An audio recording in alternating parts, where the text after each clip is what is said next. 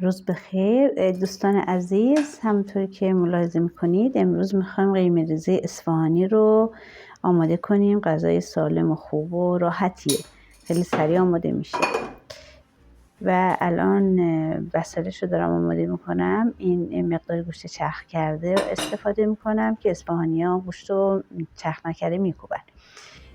فلفل سیاه هست، بیبر هست، زردچوبه و نمک. مقداری هم سیب زمینی علاوه به تعداد چیزی که نیاز دارین. 1 عدد پیاز و آرد نخودچی رو هم که اصولا هست. پیاز هم که جزء اصلی این غذای اصفهانی. قدیما گوشتای تکه تکه رو با پیازچی توی هاونگ میکوبیدن. الان امروزه فکر نمی کنم هاونگ در اختیار همه باشه. اونها رو با روش دیگه درست میکنیم. پیاز رو پوست میگیریم و سیب زمینی ها رو هم همه رو پوست میگیریم و کنار میذاریم. من یکم فیلم و دورش رو تند کردم که زیاد حوصلتون سر نره و زودتر به نتیجه برسیم.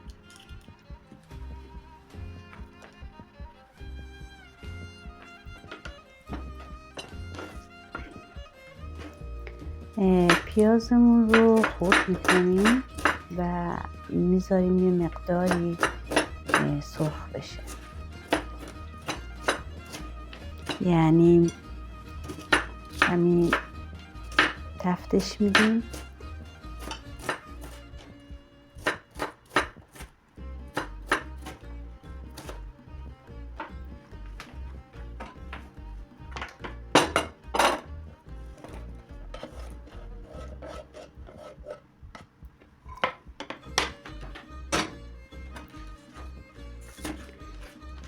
و پیازچرم در یه حد مناسبی خرد میکنم برای اینکه مثلا بشه خوب چرخ بشه. درسته اگه باشه ممکنه قشنگ چرخ نشه. یه مقداری اونا رو تکه تکه میکنم.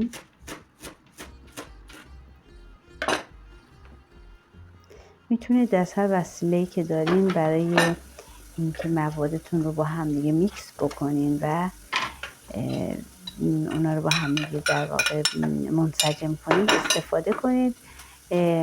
گوشت‌های چرخ کرده اکثرا جدا میشن، ولی وقتی که ما یه حالا با مولینکس یا با میکسرها اونا رو چرخ میکنیم دست به دست هم میده و گوشت دیگه وا نمیده. خب من پیازچه ها رو ریختم، سیب زمینی رو خرد کردم، مقداری نمک، فلفل سیاه، پاپریکا و اونها رو با هم دیگه میکس میکنم. وارد میدیم گوشتای چرخ کرده که با هم دیگه تنیده میشن و از هم دیگه جدا نمیشن، چون میخوایم توی آب اونها رو بندازیم، نمیخوایم وا برن. میگم اینها رو قدیما میکوبیدن توی هاونگ‌های سنگی، اما امروزه همچین چیزایی در اختیار ما نیست.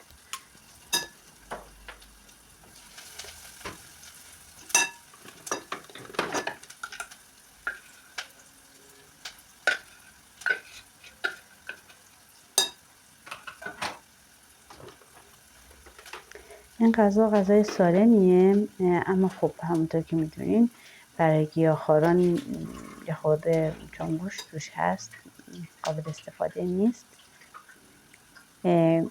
گوشت و موادی که با هم دیگه میکس کردیم رو دستمون رو خیس میکنیم که دستمون گوشت ها نچسبن.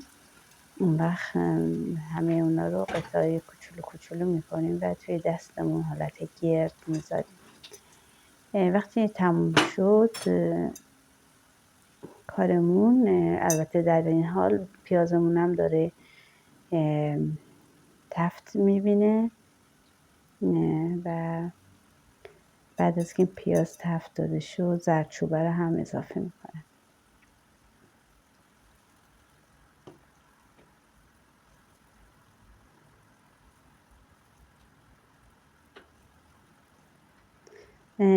من پیشنهاد میکنم حتما این غذا رو درست کنین، نذارین یادمون بره که غذای اصیل ایرانی هم هست و به هر حال خیلی هم سخت نیست، غذایی که خیلی سریع آماده میشه. شاید سخت‌ترین قسمتش همین گلوله کردن قطعات موادمون هست.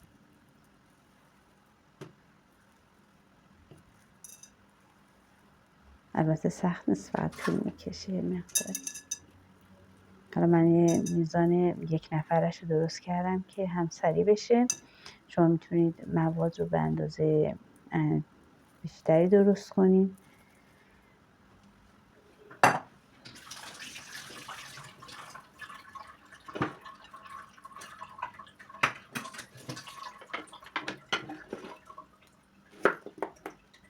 یه دونه سیب زمینی رو یا حتی میتونید بیشتر رو من کنار گذاشتم. الان اون خورد میکنم به اندازه خود اون قلقلی ها و اون مواد گوشتمون.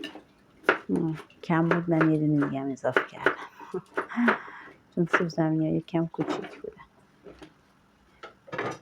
و الان میریم پیازامون تفت گرفته، تفت شدن، زردچوبه رو بهش اضافه میکنیم و بقیه پاپریکا و کمی هم نمک.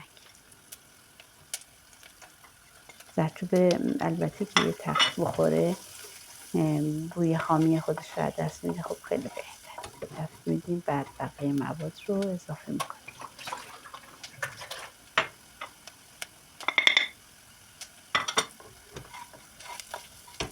دوستان مهربون و خوبم که دارین این فیلم رو میبینید، خیلی از شما تشکر میکنم. میدونم که لطف میکنید و سابسکرایب میکنید و لایک میکنید. اگه خواستین کامنت های این رو با زبان لاتین یعنی انگلیسی بنویسید برام، خیلی خوشحال میشم. آب رو میذاریم جوش میاد با موادی که زدیم. بعضی ها دوست دارن شاید یه مقداری رو به گوجه هم توش بریزن، اونم ممکنه. بعد سیب زمینی و اون مواد قلقلی شده خودمون رو توی آب در قابلمه میریزیم و یک کمی هم نمک بهش اضافه میکنیم.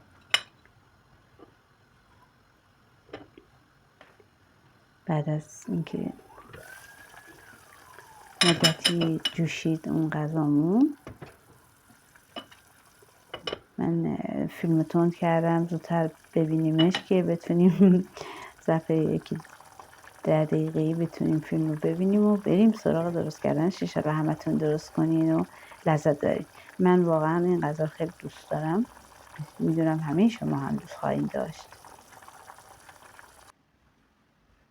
اینم از نتیجه کارمون. جای همگی خالی با یکم سبزی میتونیم بخوریم.